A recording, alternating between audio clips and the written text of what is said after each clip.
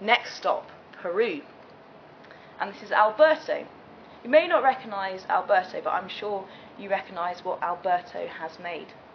He makes the miniature nativity set.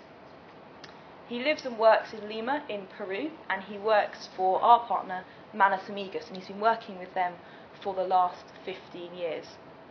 His ceramics are top quality, and he runs a very efficient workshop. The miniature nativity figures really are miniature. They're very, very small, so they're made in a mould, which makes sure that each one is the same physical size and shape as the next, but each one is hand painted, so they're unique. But if you put two side by side, I think you'd be amazed how similar they are, given that they're hand painted. The figures are packed in a little matchbox, which is great for shipping. We just don't get any breakages because they're very nicely packed, but it also doubles up as an attractive gift packet and makes a cute stocking filler because the little matchbox turns into a stable too. That's a lovely little product, and it's been really successful for Alberto. But what is the difference? What difference has his work with Manos Amigas made to Alberto? Yes, he has sold a lot of miniature nativity sets, but the difference has been much wider than that. And Alberto has really created a sort of, if you like, a ripple effect from his little workshop in Lima. He comes from a very poor background himself, and he's been working in the ceramics trade since he was 8, when he was orphaned and taken in by his extended family, but they made him work for his keep, so they trained him in ceramics, which was very helpful later in life when he was forced to leave his home village and come to Lima.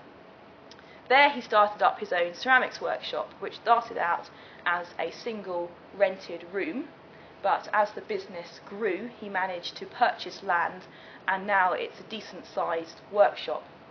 Although he does still sleep in his own workshop, he hasn't kept all of his profit for himself and his own family. He has shared what he has.